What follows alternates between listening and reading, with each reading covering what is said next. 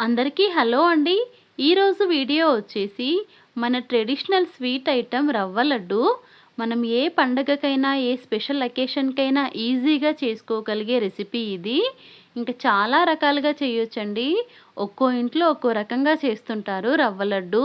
ఎలా చేసినా టేస్ట్ అయితే చాలా బావుంటాయి. సో, ఈ రవ్వ లడ్డు చేయడానికైతే ఒక గ్లాసు రవ్వ తీసుకోవాలి. బొంబాయి రవ్వ ఉంటుంది కదా అది. దాంట్లో చిటికెడు ఉప్పు వేయాలి. చిటికెడంటే చిటికెడే, ఎక్కువ వేయకూడదు. ఏ స్వీట్‌లో అయినా చిటికెడు ఉప్పు వేసామంటే టేస్ట్ అయితే బావుంటుంది. ఇప్పుడు ఈ రవ్వలో ఒక గ్లాసు రవ్వకి అర గ్లాసు పాలు తీసుకోవాలి. కాచి చల్లార్చిన పాలివి. అర గ్లాస్ కన్నా ఎక్కువ అవసరం లేదండి. ఎక్కువ వేస్తే పిండనేది లూజ్ అయిపోతుంది. సో, ఈ పాలు కొంచెం కొంచెంగా వేస్తూ ఆ పిండిని మొత్తం ముద్దలాగా కలుపుకోవాలి.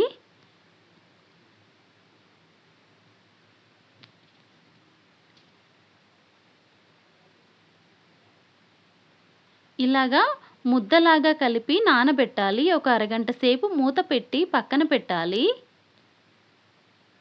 పిండి లూజ్‌గా అయితే కలపకూడదు. ఇది నానేలోపు కొబ్బరిని కట్ చేసి పెట్టుకోవాలి చిన్న ముక్కలుగా. అరగంట తర్వాత రవ్వ అయితే బాగా నానిపోయింది. ఒకసారి బాగా కలిపి పక్కన పెట్టండి.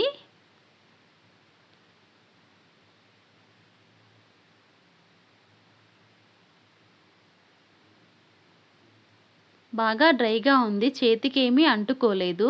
అలాగా చేసి పెట్టుకోవాలి. ఇప్పుడు ఒక గ్లాసు రవ్వకి అర గ్లాసు పంచదార సరిపోతుంది. స్వీట్ ఎక్కువ కావాలి అనుకున్న వాళ్ళు ముప్పావు గ్లాస్ దాకా తీసుకోవచ్చు.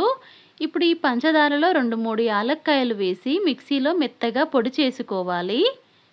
ఇప్పుడు ఆ పంచదార పొడిని ఒక ప్లేట్‌లోకి తీసి పక్కన పెట్టుకోవాలి. స్టవ్ పైన కడాయి పెట్టేసి డీప్ ఫ్రైకి సరిపోను నూనె వేసి నూనెని వేడి చేయాలి. నూనె మంచిగా వేడెక్కిన తర్వాత కలిపి పెట్టుకున్న రవ్వని చిన్న చిన్న ముక్కలుగా కట్ చేసి పెట్టుకోవాలి. ఇది గట్టిగా ఉండడం వల్ల మనం పకోడీలు వేసినట్టు డైరెక్ట్‌గా ఆయిల్‌లో వేయలేము. గట్టిగా ఉంది కదా, అంత ఈజీగా కట్ అవ్వదు. ముందే ఇలా కట్ చేసి పెట్టుకుంటే మనకి ఈజీగా ఉంటుంది. ఇప్పుడు ఆ ముక్కల్ని నూనెలో వేసి ఫ్రై చేయాలి.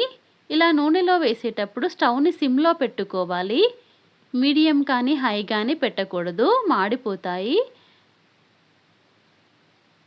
ఇవన్నీ నూనెలో వేసిన తర్వాత మీడియం ఫ్లేమ్‌లో పెట్టేసి ఒక 3 నుండి 4 నిమిషాలు టైం పడుతుందండి. ఇవి గోల్డెన్ కలర్‌లోకి మంచిగా వేగడానికి. పిండి గట్టిగా కలుపుకుంటే నూనె ఎక్కువగా పీల్చుకోవు. లూజ్‌గా కలిపామంటే బాగా ఆయిల్ పీల్చేసుకుంటాయి. టేస్ట్ అంత బాగోదు. ఎక్కువ ఆయిల్ ఉండదు కాబట్టి మనం గిల్ట్ ఏమీ లేకుండా హ్యాపీగా తినొచ్చండి. అంటే డీప్ ఫ్రై ఐటెమ్ అని మనం అనుకుంటాం కదా, అంత ఆయిల్ ఏం పీల్చుకోవివి. సో, మిగిలిన ఈ రవ్వ ముక్కలన్నీ కూడా ఇలాగే డీప్ ఫ్రై చేసుకోవాలి. ఇలా గోల్డెన్ కలర్‌లోకి రాగానే ప్లేట్‌లోకి తీసి చల్లార్చుకోవాలి. హై ఫ్లేమ్‌లో అయితే పెట్టకూడదు, మాడిపోతాయి. ఇలా రవ్వ మొత్తము పకోడీల్లాగా వేసి వేయించాలి. లోపల నుండి మంచిగా ఉడుకుతాయండి. డీప్ ఫ్రై చేశాం కదా, ఆయిల్ ఏమీ ఉండదు. ఇంకా వీటినైతే చల్లార్చుకోవాలి. మిక్సీలో పొడి చేసుకుంటాం వీటినైతే. ఇవి చల్లారేలోపు ఎండు కొబ్బరి ముక్కల్ని నెయ్యిలో వేయించాలి. కావాలంటే ఇందాక పకోడీలు వేయించాం కదా, అదే నూనెలో వేయించొచ్చు. కానీ నెయ్యిలో వేయిస్తే కొబ్బరి ఫ్లేవర్ బావుంటుంది. ఒక గిన్నెలో 1 టేబుల్ స్పూన్ నెయ్యి వేసి వేడయిన తర్వాత ఎండు కొబ్బరి ముక్కల్ని గోల్డెన్ కలర్ వచ్చేదాకా వేయించాలి.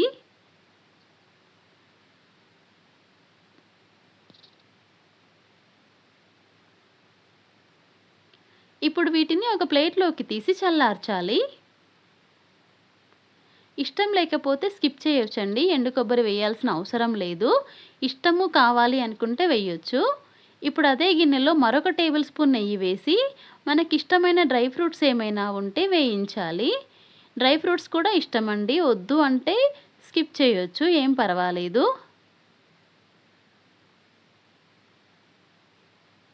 ఇంకా ఈ డ్రై ఫ్రూట్స్ కూడా వేయించి పక్కన పెట్టుకోవాలి. నేనైతే కిస్మిస్, జీడిపప్పు వేశాను. ఇప్పుడు ఇందాక పంచదార మిక్సీ పట్టాను ఈ మిక్సీ జార్‌లో, అందుకే అలా ఉంది. ముందుగా కొబ్బరిని పొడి చేసుకోవాలి.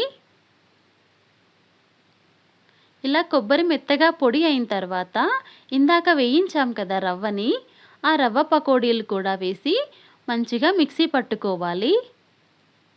అన్నీ ఒకేసారి అవ్వవు, అందుకే 2, 3 బ్యాచులుగా మిక్సీ పట్టాను. అలా ఒక్క నిమిషం మిక్సీ పడితే ఇదంతా రవ్వ రవ్వగా మళ్ళీ ఇలా పొడిలాగా అయిపోతుంది.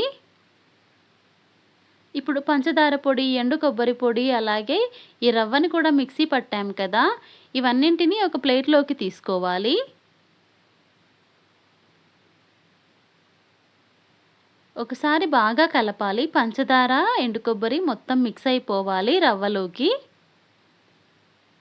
ఇప్పుడు దీంట్లో ఇందాక డ్రై ఫ్రూట్స్ వేయించాం కదా, నెయ్యితో సహా వేసేయాలి ఇందులో.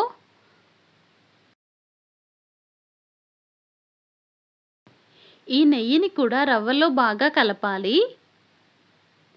ఇంకా పంచదార కూడా కొంచెం ఉండలుగా ఉంటుంది కదా, దాన్ని కూడా విడగొట్టి మంచిగా కలిపి పెట్టాలి. ఇప్పుడు ఉండలు చుడితే రావట్లేదండి, ఊరికే టచ్ చేయంగానే పగిలిపోతుంది. అందుకని దీంట్లో కొద్దిగా పాలు వేసి మనం లడ్డూలాగా చేసుకోవాలి. పాలు ఎక్కువ అవసరం లేదండి, ఊరికే ఒక 2, 3 టేబుల్ స్పూన్లు వేయగానే పంచదార కూడా కరిగిపోయి లూజ్ అయిపోతుంది. సో పాలనేవి జాగ్రత్తగా వేసుకోవాలి. 2, 3 టేబుల్ స్పూన్లు పాలు వేసేసి బాగా కలిపేసి సగం పిండినే కలిపానండి, మొత్తం మిక్స్చర్‌ని అయితే కలపలేదు. ఇలాగా లడ్డూలుగా చుట్టుకోవాలి.